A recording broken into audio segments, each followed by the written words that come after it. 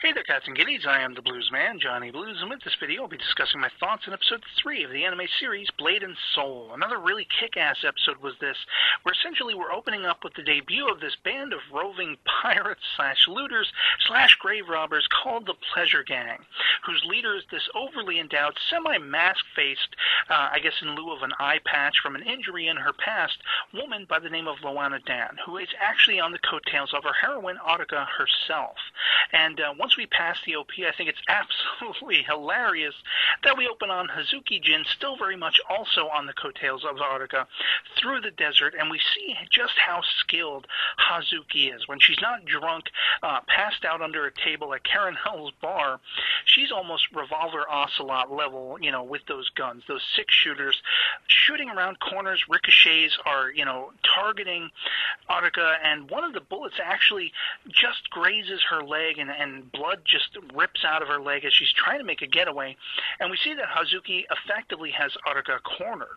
But this is when the Pleasure Gang intervenes, because Loana Dan knows all about Audica. She knows that Paramempire have a bounty out on her head, and that Audica is actually seeking actively revenge against this leader lady, Veryl Jin.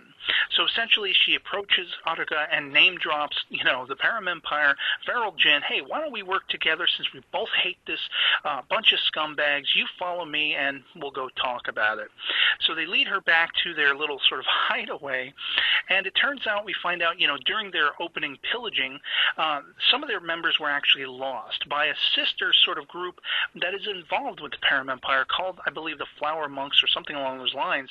And essentially, Loana lets it be known that she ran into Lon the Wanderer, that same little guy from the previous episode who gave Audica this Mugen fabric stole she wears to cover that mark, which is plastered all over those wanted posters, to drop the line to Param that, hey, this girl you're looking for from that Sword Clan, Tsurugi Clan, we have her right here. Come check her out, come face her, you can pick her up if you want her, that kind of thing. They're essentially using Audica's name as bait.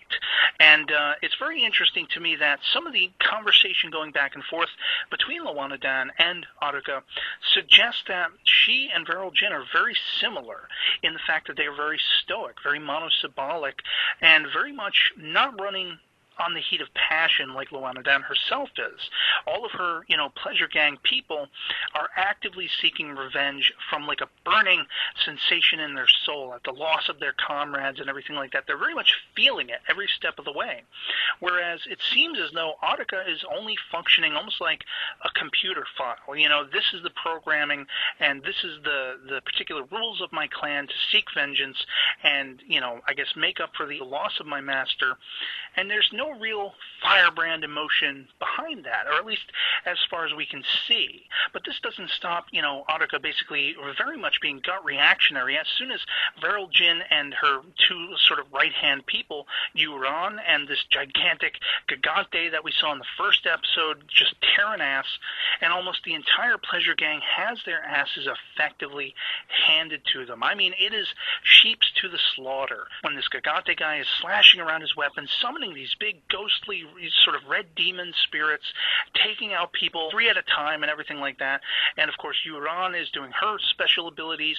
Audica recognizes her from the first episode, as well as she just makes direct eye contact with Veryl Jin, and without thinking she runs headlong into battle to confront Veryl Jin. Now what's really interesting is not only are they similar insofar as they're being very stoic and monosyllabic, as I said, very subdued, but they are both well skilled. I would say even from what we see depicted in this episode, they are an equal match. They are on equal footing with their sword and blade wielding and, jumping around, everything like that.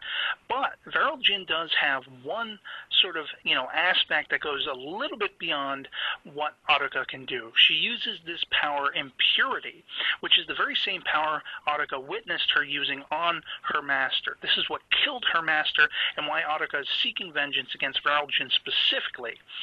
What's very intriguing, though, as Audica is basically cornered, she is able, with this impurity casing her in it, she's very much able to overpower it and move without being frozen, without having her life force ripped from her and everything like that.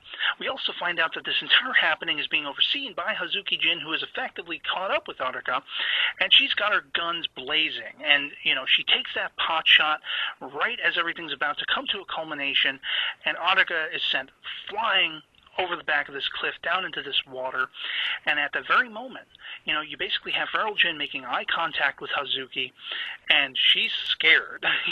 She feels the resonance of these demon eyes, these blue, almost cat-like eyes staring into her soul. And that's where we leave off. So it's going to be very interesting to see where we go from here, whether we pick up immediately in the next episode with Aruka just barely coming out of the water alive, whether she was even hit. Maybe she used that, opportunity to fall backward and escape the situation and, patch up her wounds and everything like that and come back at a later time.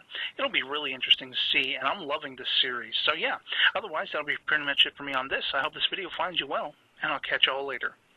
Peace.